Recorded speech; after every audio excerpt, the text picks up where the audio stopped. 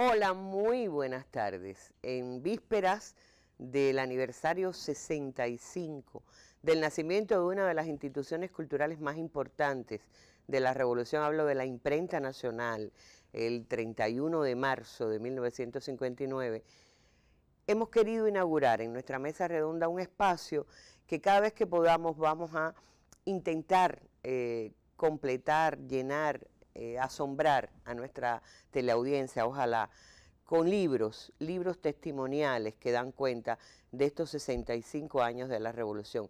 Y hemos elegido comenzar por un libro que fue, digamos que el suceso editorial de la Feria del Libro este año, uno de los sucesos editoriales, sobre todo al principio de la Revolución, porque al principio de este año, porque se conmemoraba justamente 65 años de que Fidel Castro pronunciara esta frase: la revolución comienza ahora.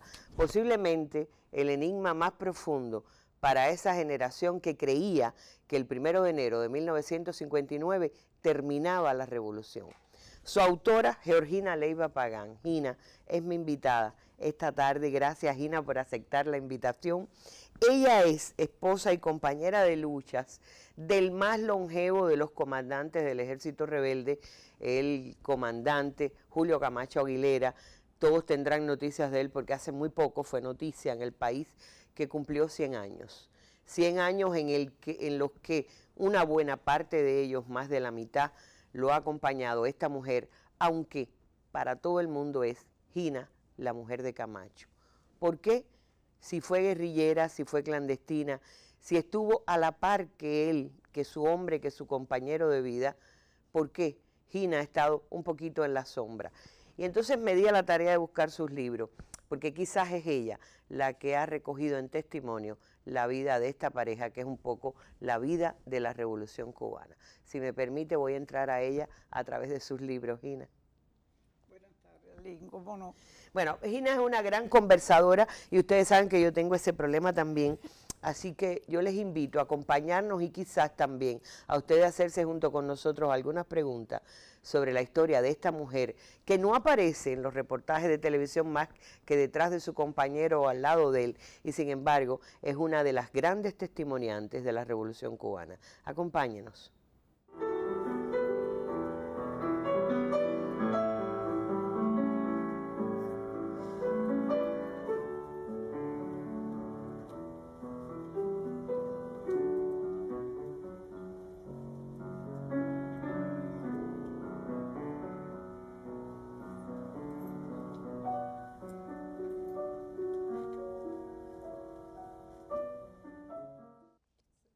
Vamos a preguntar, Gina, ¿quién tiene la culpa de que siempre hayan visto a la mujer de Camacho y no a Gina, a Georgina, a la guerrillera, a la clandestina, a la que podría ser también comandante del Ejército Rebelde si se fueran a medir sus méritos en la lucha revolucionaria?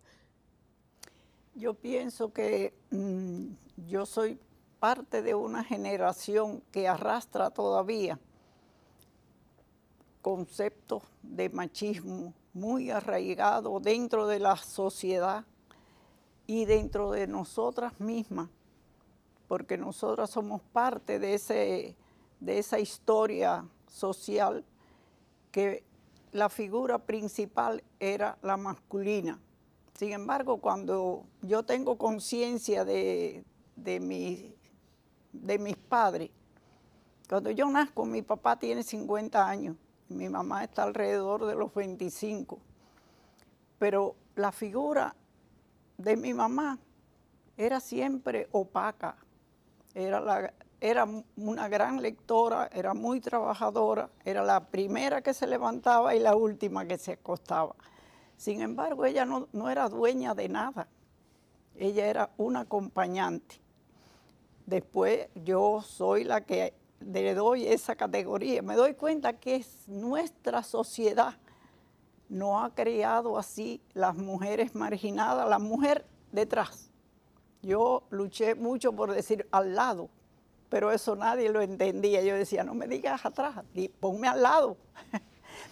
Creo que era un deber de todos nosotros luchar por ese paso hacia adelante en la sociedad, en la conciencia de todos nosotros, porque nosotras mismas veíamos en la figura masculina lo óptimo, el que lo había hecho todo. Al que había que seguir. Al que había que seguir y al que había que exaltar sus méritos, pero ellos nunca exaltaban los méritos de la madre, de la Era como el deber, que había que cumplir. Hay que cumplirlo y eso está... Ahora, por eso Gina escribió todos estos libros. Voy a empezar por el primero. Bueno, el primero creo que es el de Guanacavives, ¿no? Mira, el primero es Normas de Conducta Social.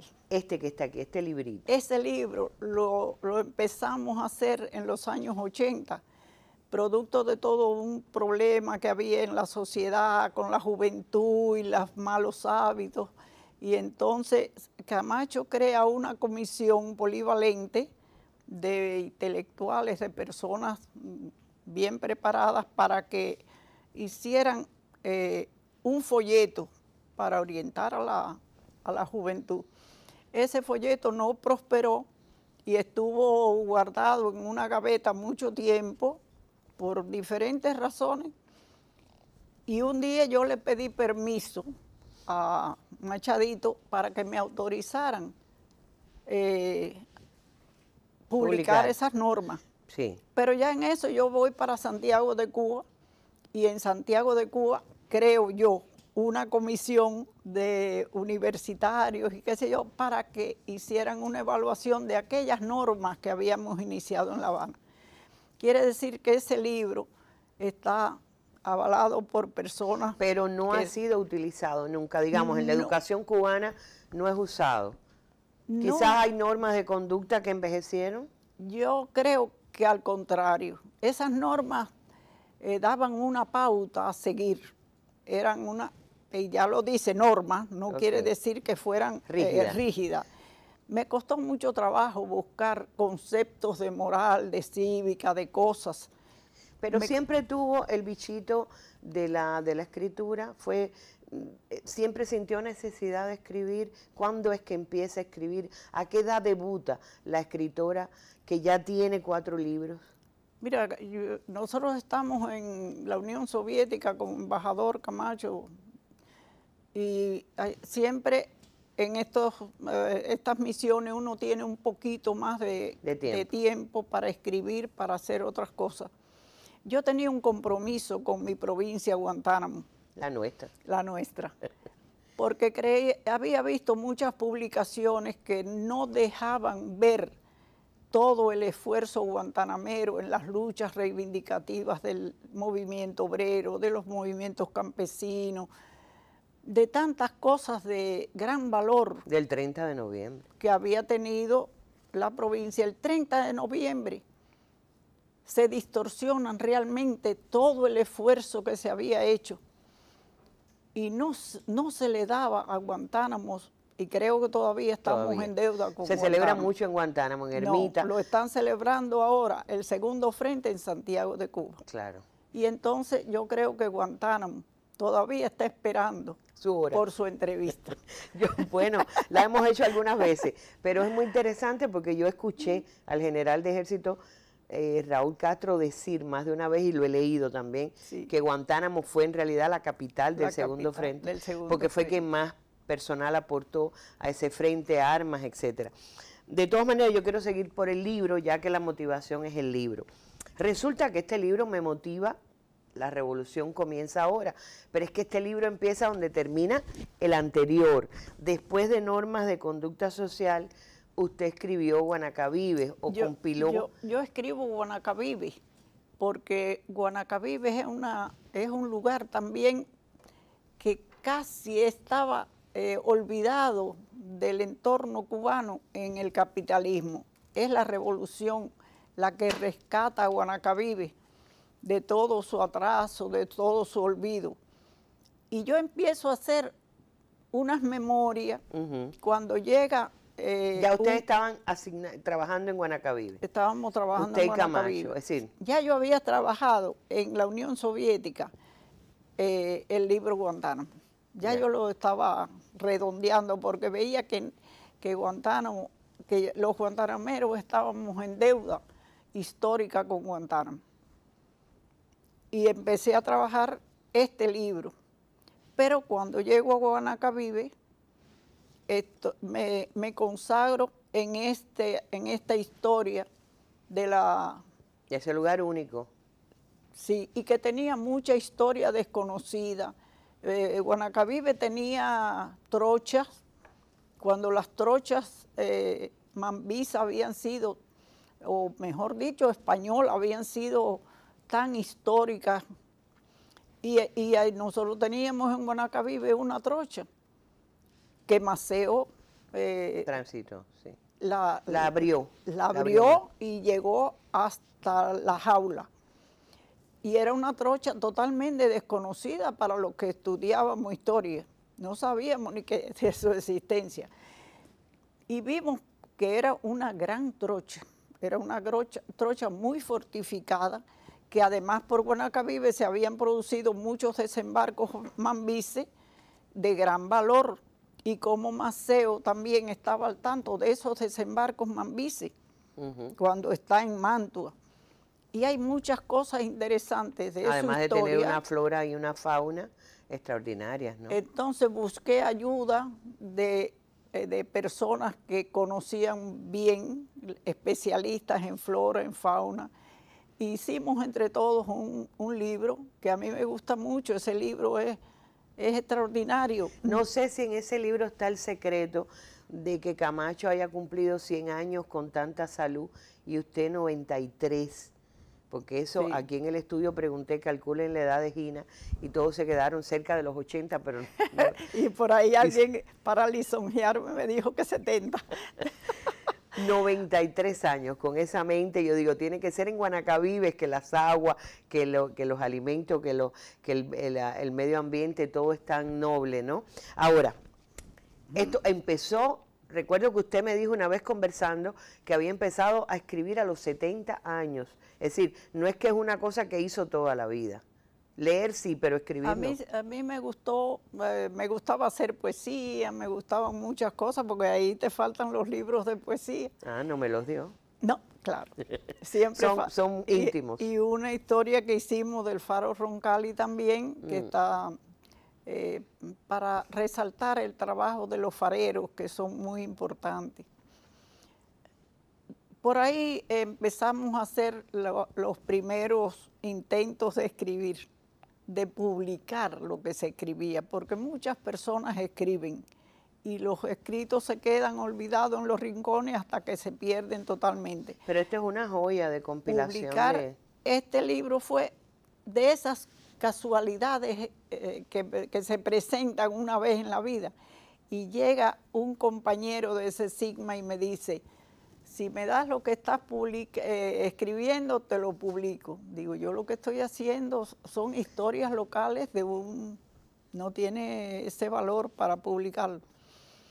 Pero entonces inmediatamente se despertó en mí aquella escritora frustrada de toda la vida, y le invito a un compañero mío que trabajaba, era subordinado mío, vamos a escribir el libro. Y me dice, usted está loca. Así, digo, no estoy loca, vamos, todo está en disponerse. Bueno, no fructificó, pero empecé a trabajar ese libro y lo imprimieron en Caja Madrid. Y quedó muy bueno el libro. Tiene una colaboración. Las caguamas maravillosas que van a desovar. Se contrató a un fotógrafo que hizo las fotografías originales para el libro. Sí, todas esas fotografías fueron hechas. El primer libro de Gina que sale de imprenta o que tiene a Gina entre sus autores es Guanacavives. Guanacavives, donde se guarda el sol de Cuba. Después viene La deuda con Guantánamo. Y este libro que no tiene... está Normas de conducta. Bueno, Normas de conducta, pero digamos que este es un libro más... exacto. Exacto, no es un libro de memoria, no es un testimonio. No. Después viene Historia de una gesta libertadora, que yo nada más tengo una observación que hacerle. Por el título la gente cree que esto es una recogida de testimonios y ya, cuando realmente es una novela. Es una novela que lo único que necesita es que le desarrollen los personajes para darse cuenta, aquí está contada la historia del movimiento revolucionario, no solo de Guantánamo, porque una de las características que tiene esta pareja es que ellos son protagonistas del alzamiento del 5 de septiembre en Cienfuegos.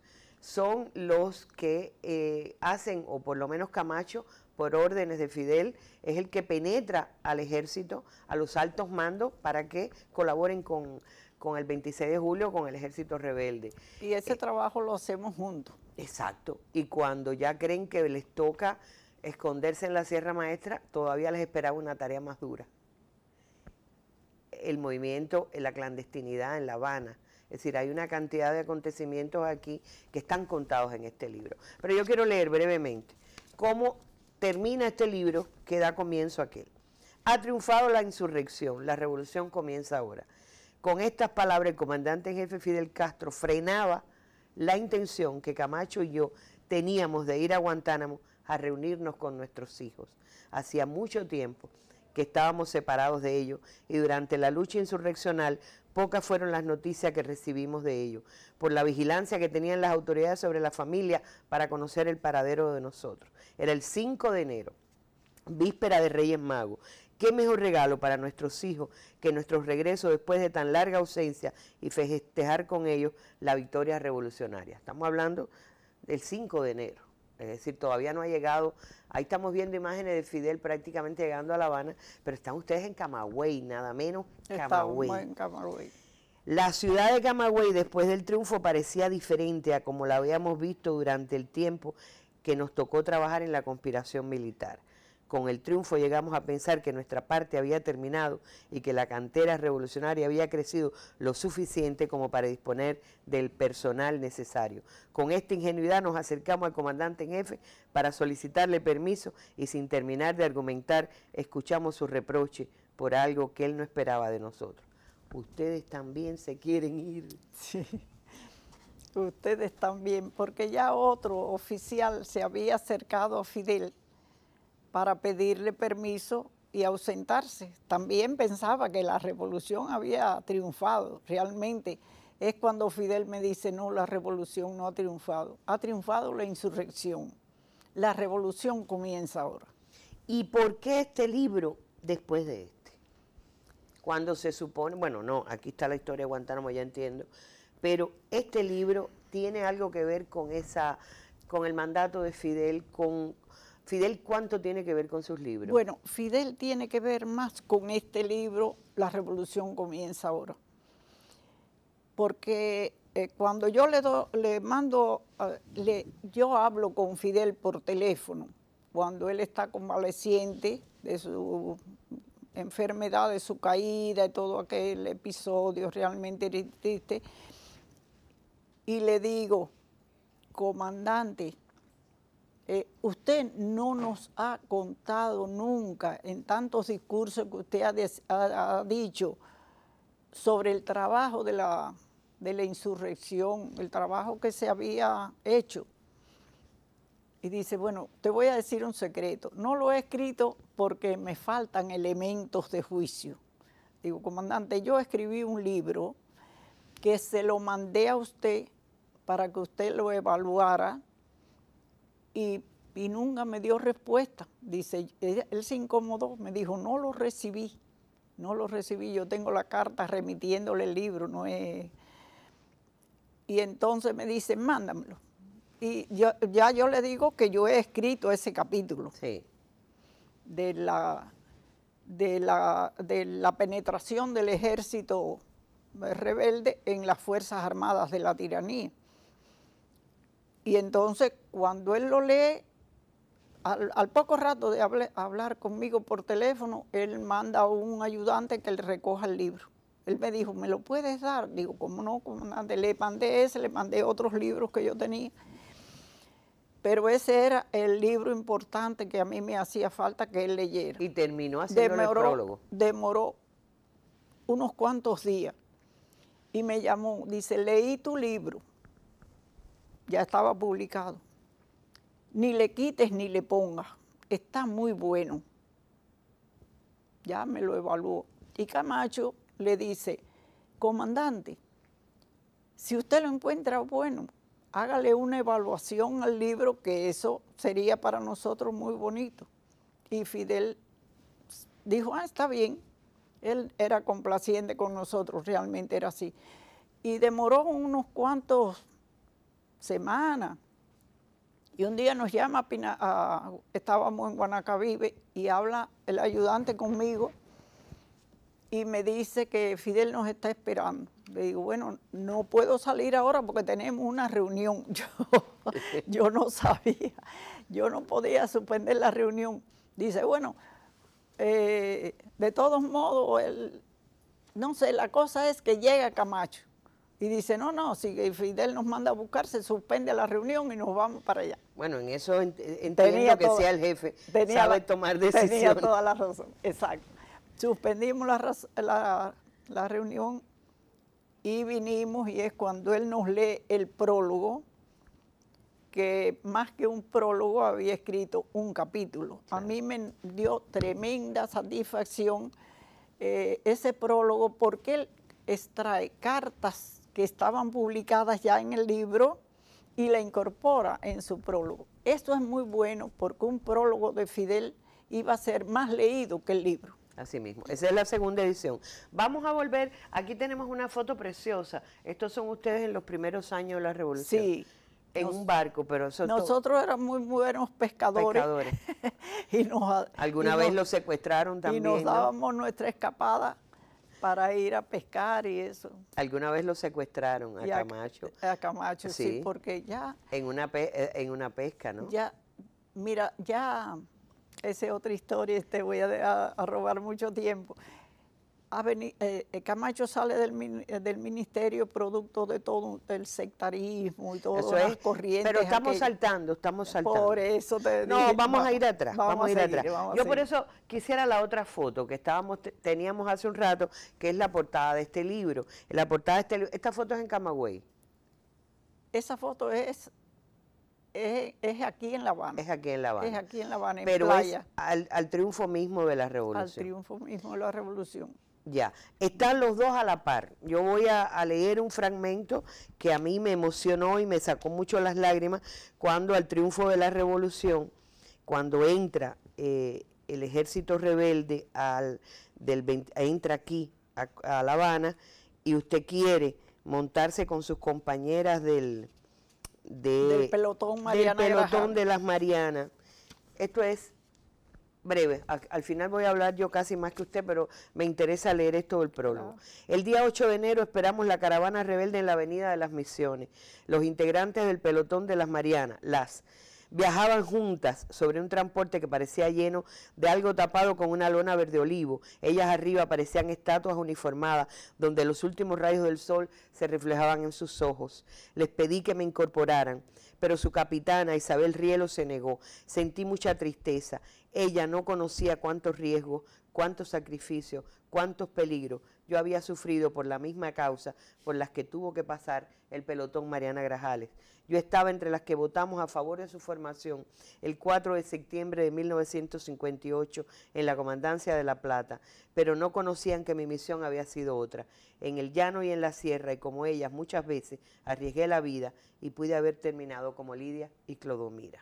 Mientras caminábamos por la acera, Camacho me apretaba los hombros con su brazo. Marcial me ofreció su pañuelo. A nuestro lado, la caravana de la Victoria arrastraba al pueblo, que desbordaba la avenida. La alegría del pueblo se expresaba en gritos, abrazos, Vítor a Fidel, al Che, a Camilo.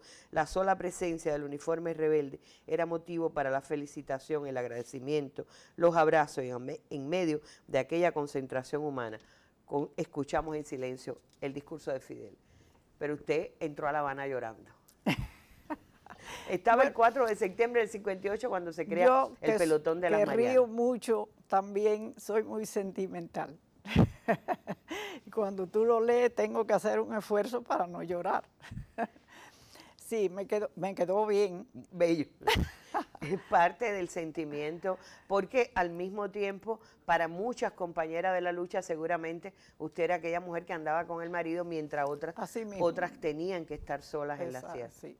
Pero pocas mujeres de las que estaban en la sierra habían dejado a sus hijos, 4 niños pequeños, y la más pequeña, cuando yo cumplí la primer misión que me dio Fran País, tenía 4 meses. Esta es Y Alicia. y estuve 15 días en Santa Clara. Incluso no pude regresar a la casa para decir que iba a salir. Me ausenté. Estos son los 4 niños que los estamos viendo ahí. Esos son. La primera vez que hablamos de sus libros, le dije, ¿cómo pudo Gina separarse de esas 4 criaturas? Ya Lisita ahí está un poco más grande. Irse con su esposo a la guerra, a la incertidumbre, al no se sabe qué va a pasar. Al no se sabe. Y usted me dijo, llevo 50 años esperando esa pregunta, ¿por qué?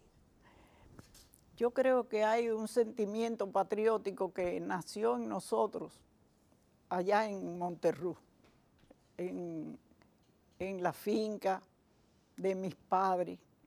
Mi padre había sido también un luchador obrero en la hermandad número 10 de Guantánamo, y el machadato lo había perseguido tenazmente, y todos los compañeros le propusieron que se ausentara de la ciudad porque lo podían matar.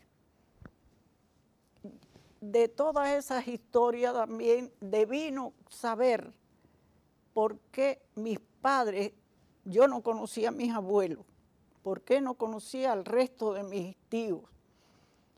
Y entonces porque Weyler había hecho la reconcentración y mis padres, mis abuelos que vivían en Sagua de Tánamo, fueron reconcentrados, parte de la familia en diferentes lugares. Mi padre vino para Guantánamo con 3 de sus hermanos y no hizo contacto más con el resto de la familia. En aquellos años no eran las comunicaciones como ahora, eran muy difíciles todas las comunicaciones. Ellos son víctimas de las epidemias que dejó la guerra y van muriendo y no se reencuentran. Además, Cuba quedó en una total miseria. Entonces, ahora uno dice, pero tan fácil que hubiera sido, hasta a pie me voy. No era tan fácil. No, y la reconcentración era hambre. Hay 1 millón de cubanos murieron en esa reconcentración y murieron de hambre. Sí, que eso casi no se cuenta. Yo estoy escribiendo otro libro que habla de la reconcentración y de todos los muertos que aportó Guantánamo en esa reconcentración. Esa fue una etapa muy triste de los cubanos, de las cuales se habla muy poco. Ahora, ¿usted no vuelve a hablar con los niños, no vuelve a verlos hasta cuándo? Nosotros podemos regresar a Guantánamo porque la idea de nosotros en Camagüey, cuando entra Fidel el día 4 por la noche, era pedirle permiso para ir a Guantánamo y por lo menos, realmente nosotros pensábamos que regresábamos al trabajo del ferrocarril y la vida normal. Camacho trabajaba en el ferrocarril, claro. Dirigía en el ferrocarril de Guantánamo. Y entonces ahí es cuando Fidel nos dice, ¿a dónde van? Digo, no, comandante, a Guantánamo a ver a nuestros hijos y a nuestro trabajo. Yo iba adelante, yo era más decidida y hablaba con mucha soltura. Y entonces dice Fidel, bueno, no voy a decir todas las cosas que nos dijo, porque hizo alusión a sus problemas personales también, sí, de la familia. Y entonces digo, comandante, dice, ¿y ustedes también me van a dejar solo? Ustedes, Camacho y yo. Digo, no, comandante, el pueblo entero está con usted. Y entonces ya triunfó la revolución, le digo yo. Dice, no, la revolución no ha triunfado. La revolución comienza ahora. Ha triunfado la insurrección. Fidel me echó una descarga así, ha triunfado la insurrección. La revolución comienza ahora. Claro. Y ahora será mucho más dura y más necesario que ustedes estén. Mira, vayan, y entonces dio la orden, cuando él le da la orden a Camacho, pero él se dirige a los 2. Recojan los blindados de Camagüey y me esperan en La Habana. Los blindados de Camagüey que fueron parte también de evitar que hubiera fractura en la entrada a La Habana. Es lo mismo que le tocó hacer a Guillermo García en Oriente, que recogió los blindados y los concentró en donde está la Virgen. La Virgen del Camino. Sí, y de la Caridad. Y ahí esperar... en el cobre, perdón, ahí sí, esperar las orientaciones de Fidel, y él viene para La Habana con los blindados de Oriente. Claro. Y de otros, pero bueno, los de Camagüey los traemos Camacho y yo Pero, con una dotación de... Y ya no ven a los muchachos hasta que se los traen a los muchachos para ya acá. Después Fidel, cuando está en Ciudad Libertad, le dice a Camacho, mira, esa avioneta, ahí estaban las dotaciones aéreas que manejaba Batista, que era Aerovías Q, y eso estaban ahí en Ciudad Libertad. Y dijo, mira, esa avioneta no te puede servir para ir a buscar a los muchachos y vienes enseguida. Le quiso decir, no quiero que te quedes allá, viene. Nosotros no pudimos ir enseguida, porque a Camacho lo nombran. Ministro de Transporte. No era ministro, era secretario. Delegado de la Corporación Nacional de Transporte. Y entonces nosotros tenemos que asumir esa tarea. Estábamos también en la tarea de la revisión de los batistianos que habían cometido delitos de lesa humanidad, se puede decir. Y entonces, cuando lo llama Urrutia y le da la misión de ir para el Ministerio de Transporte, ya había que entrar en la toma de transporte. Es interesante porque quienes, es decir, son Raúl y Vilma, quienes reciben en Ermita, donde ustedes vivían, al lado de donde están sus hijos, la noticia de que Batista se ha ido y que triunfó la revolución. Pero ahí inmediatamente yo pierdo a Fidel y a Vilma. A Raúl. Digo, a Raúl, que viene a incorporarse con Fidel por aquí, por San Luis, cerca, que es cuando ellos entran a las zonas de Santiago de Cuba, en las lomas en la Sierra de Castel, donde ahí se incorporan todos y esperan a la ofensiva final. Sí, porque se pensaba tomar Santiago de Cuba. Exacto, los guardias del cuartel Moncada van y se reúnen con él allá en... Pero antes de cerrar este capítulo, Georgina Leiva Pagán, Gina, la madre de esos 4 niños, nunca sintió remordimiento de haberlos dejado. Hay otro momento en este libro en que aparece que usted está aquí, Camacho es detenido, es preso de Esteban Ventura Novo, el peor, la 5ª estación de policía, y las torturas que se narran aquí son terribles, y también la búsqueda que usted hace de su compañero, de su esposo, durante tanto tiempo sin... Este es un episodio largo. Es decir, es la segunda vez que se separa de los muchachos. Pero esta es una separación transitoria. Ya. Porque como había tanto... Cuando el 30 de noviembre Camacho es muy perseguido y sentenciado a muerte, si lo encontraban lo iban a matar. Por los hechos de Ermita. Por los hechos de Ermita, porque lo acusaban de haber asaltado el cuartel, de haber ajusticiado Guardia Rural, cosa que era mentira, totalmente falsa, pero se orquesta. Aquí está desmentido. Se orquesta todo eso para tener una justificación para asesinarlo cuando cayera en manos de ellos. Entonces, trabajar la clandestinidad tenía para nosotros un riesgo muy grande. Y una de las cosas que a mí me parecía que era importante, mi suegra incluso me autorizó que ella se hacía cargo de mis niños y yo me hiciera cargo del hijo de ella, que era Camacho. Y entonces, ya yo venía trabajando desde el 30 de noviembre, ya tenía el enfrentamiento a la Guardia Rural, apresan a mis padres, apresan a mi hermano, toda una odisea. Pero bueno,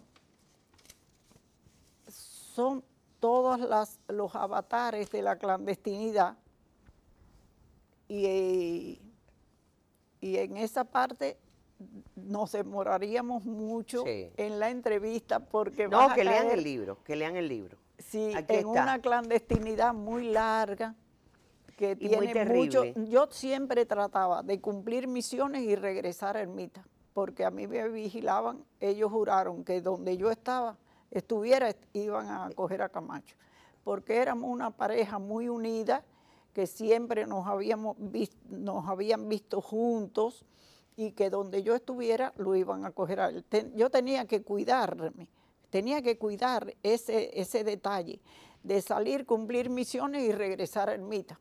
¿Cuántos años juntos ya, Gina? Nosotros llevamos 74 años ya. Son bodas de que ya van a cumplir 75, ¿no?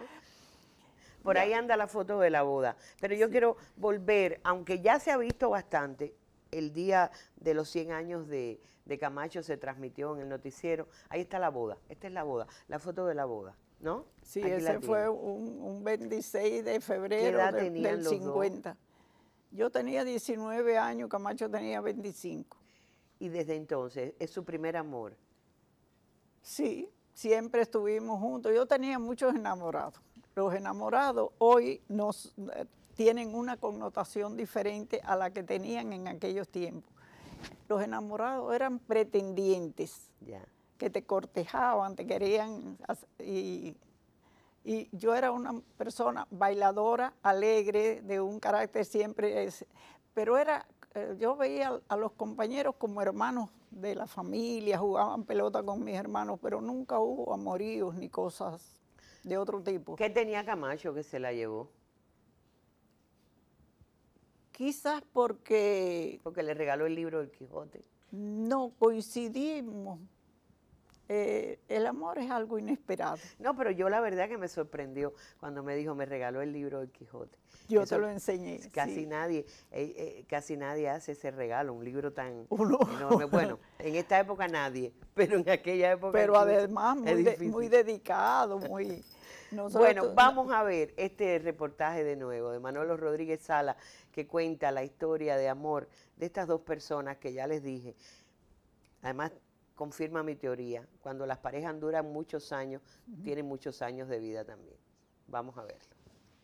Para el comandante Camacho hubo personas y momentos decisivos en su infancia y juventud que lo hicieron revolucionario.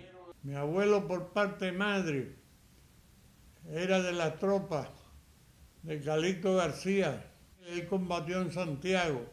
Imagínate cómo él, Mambí despojado de la gloria del triunfo, cómo podía sentir y cómo sembró en su familia y en sus nietos, sobre todo, que estábamos ávidos de saber. Desde esa infancia empezamos a recibir la influencia de rebeldía contra esa dominación del norte. Y a la influencia familiar se sumó el entorno. Aunque yo nací en Santa Lucía de Holguín, pero crecí en el Central Ermita de Guantánamo. Y tenía realengo 18 con la lucha de Lino Álvarez, para el cual nosotros siendo adolescentes tratábamos de conseguir alguna arma, aunque fuera una pistola, para los campesinos del vínculo que conocíamos la lucha de Niceto Pérez. Aquella influencia de la lucha obrera, de los azucareros, del sindicato del Central Ermita, donde yo siendo un adolescente conocí a Jesús Menéndez. Y yo creía que había nacido demasiado tarde. Sentía la envidia de haber sido uno como ellos. El comandante Camacho considera que conocer a Fidel marcó para siempre su vida. Tuvimos suerte que nos nació un Fidel que supo interpretar el sentir de nuestro pueblo, las necesidades de nuestro pueblo. Y si te digo que de Fidel, yo pienso que a él lo unía la inteligencia y el valor. Fidel sabía siempre lo que venía y tomaba las medidas para lo que iba a venir. Y era muy difícil que se equivocara. Se sucedieron misiones específicas en la sierra y en la clandestinidad, la penetración del ejército de la tiranía, dirigir el alzamiento de Cienfuegos y luego del triunfo de 1959 fue designado para integrar el primer gobierno como ministro de Transporte. Participó en la construcción del Partido Unido de la Revolución Socialista en las Fuerzas Armadas, miembro del Comité Central del Partido Comunista de Cuba desde su creación hasta su 8º Congreso, integrante por varios años del Buró Político, primer secretario en Pinar del Río, La Habana y Santiago de Cuba, y embajador en la extinta Unión Soviética, fueron algunas de sus responsabilidades. Hoy, con 100 años, se mantiene como director de la Oficina para el Desarrollo Integral de la Península de Guanacabibes. Yo conocí a Guanacabibes, que Fidel me invitó a ir en diciembre del año 68. Y cuando yo conocí la península aquella, me impresionó y además jamás olvidaré aquellas palabras de Fidel. Cuiden esto vale mucho.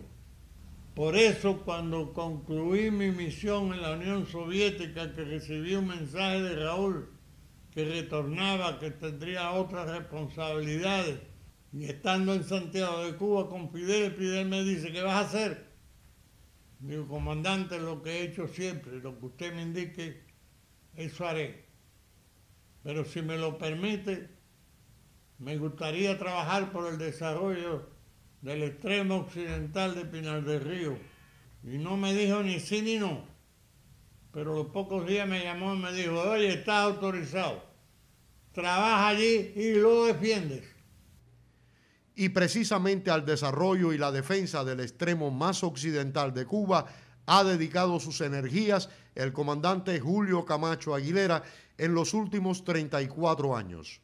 Por el genio de Fidel, por el ejército que se formó y por el pueblo que nos apoyó, todo eso contribuye en un sentimiento que nos hace no renunciar para seguir trabajando. ¿Qué importa que este organismo tenga 100 años?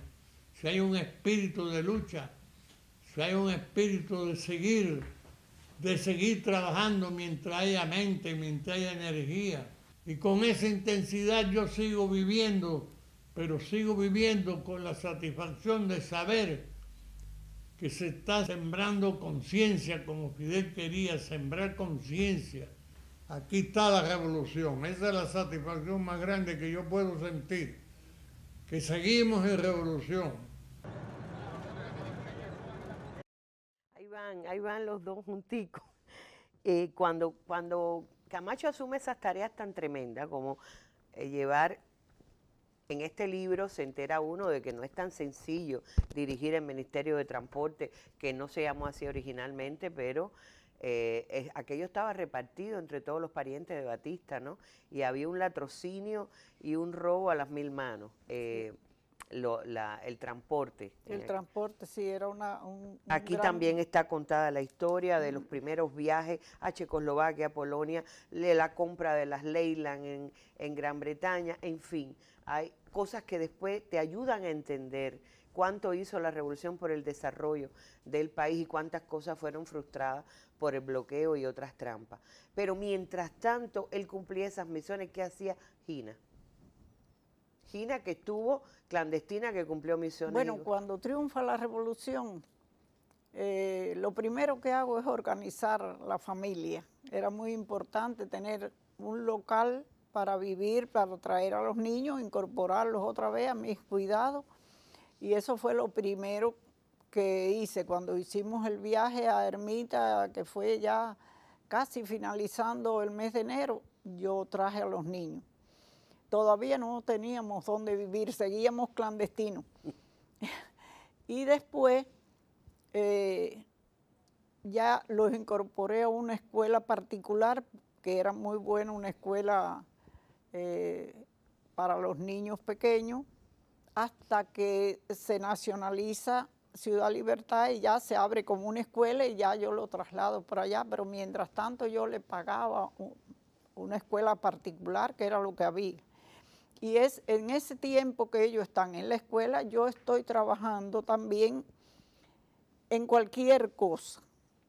Hasta que un día me llaman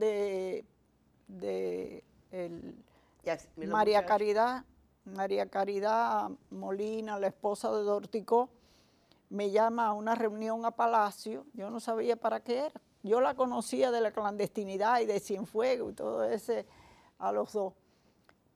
Pero no sabían, en esa reunión era muy grande, fue donde se gestan las primeras se reúnen todas las mujeres cívicas que habían trabajado en diferentes cosas con Fidel, con otros. Iba a surgir el embrión de lo que iba a ser después la Federación de Mujeres Cubanas. Claro. Nos reunimos en Palacio y ya yo empiezo a trabajar en esta gestación. Era Federación de Mujeres Cubanas por la Liberación de Latinoamérica. Era un nombre largo, así, hasta que al año siguiente es que se funda la Federación de Mujeres Cubanas. 1960. Yo soy del grupo de Vilma, que me incorporo en esa reunión en Palacio, con la reunión que convoca María Caridad Molina, porque Vilma era de Santiago de Cuba, yo era de otro lugar, estaba viviendo en La Habana. Y ya me conocían porque en la clandestinidad yo tuve que hacer un periplo de muchas casas que nos albergaban. Y aquí mismo en La Habana. yo era bastante conocida aquí y era conocida en Santa Clara también. ¿Como Gina o como Sonia? Como Sonia. Sonia es el nombre de guerra. Desde que yo vine a la primera misión, me pusieron un nombre clandestino que era Sonia. No lo escogió. Mi nieta mayor se llama Sonia por ese nombre. Y entonces, de ahí empiezo a trabajar en la gestación de lo que iba a ser la Federación de Mujeres Cubanas. Ya. Y estos niños ya, aquí ya son adolescentes, pero... Ya aquí ya son camilitos, ya ellos están terminando. Sí, los 4 pasaron por los camilitos, ellos estudiaron en Santa Clara, estudiaron en Ciudad Libertad. Donde quiera que ustedes iban. Corriendo con ellos. Y ya ahí, ya ellos son los muchachos que van a estudiar a la Unión Soviética.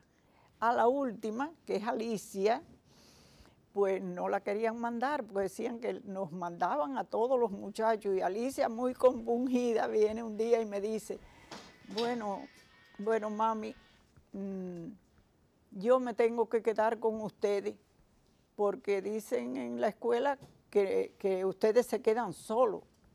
Digo, ¿cómo que nos quedamos solos? Eso es injusto. Y entonces yo meto una bronca porque Alicia sí tiene derecho también. Claro. Si ella tiene derecho, que no seamos nosotros un obstáculo. Y la libero de ese compromiso. Y ella también es cantera para ir a estudiar a la Unión Soviética. Y ya después ustedes son también embajadores en la Unión Soviética. No, pero ya cuando nosotros vamos de embajadores, ya ellos han regresado. Ya todos han regresado. Ya cada uno de ellos tiene un niño. Y lo más interesante es que la familia nunca más se separó.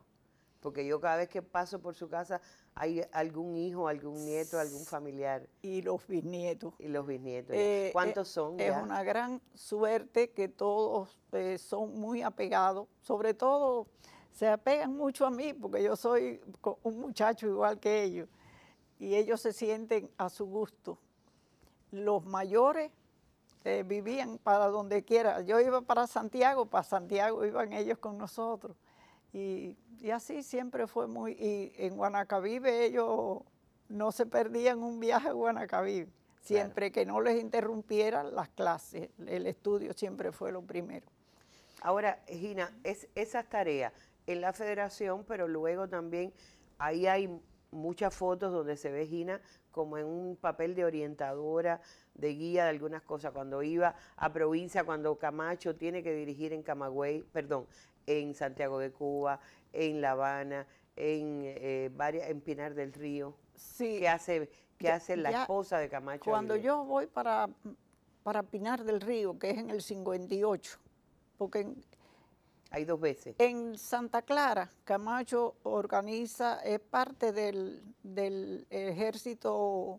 Sí, pero estamos hablando de pre-revolucionario, la época antes de la revolución. No, antes de la revolución nosotros trabajamos muy juntos porque a estos compañeros que trabajaban la clandestinidad le ponían siempre alguna compañera para que le sirviera de acompañante. Ajá. Pero yo era clandestina y entonces Frank dijo, porque que sea Sonia la que ande con Camacho. y es de más confiable y nos quitamos esta preocupación de tener que estar buscando algo. Y se hacían pasar por un médico y su esposa, hasta que un día necesitaron un médico y Camacho no sabía qué hacer. No sabía, eso fue en Santa Clara. También está contado. Eso se buscó un rollo. Sí, porque son anécdotas que parece que no, pero marcaban a uno cosas muy... Hablando de marcas, hace poco me dijo, bueno, lo único que le pasa a Camacho es que ya no oye muy bien.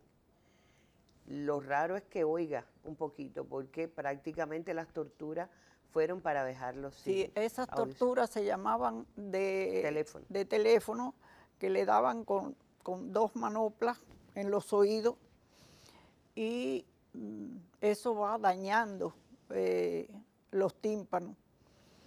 Y a él le dañó bastante. Es posible que fuera de su naturaleza, pero de que recibió los golpes en los oídos con las manoplas, sí es verdad. También él se quejaba de que muchos años duró las huellas de los golpes que le dieron en la 5ª estación de policía. A él le dieron muchos golpes en la espalda, le daban mangueras calientes, y cuando la manguera caliente te da saca la piel.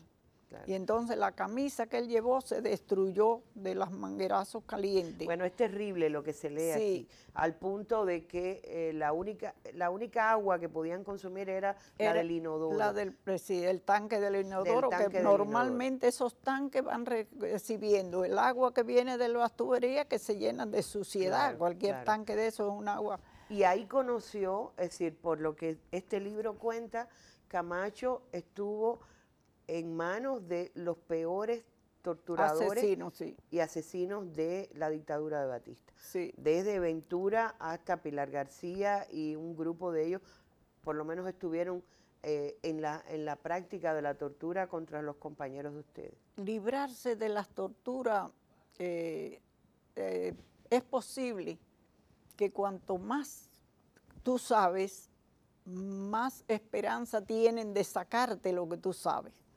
Y entonces, como Camacho había estado en Cienfuegos, el levantamiento de Cienfuegos, a ellos se les pierde el cabecilla del 26 de julio. Claro.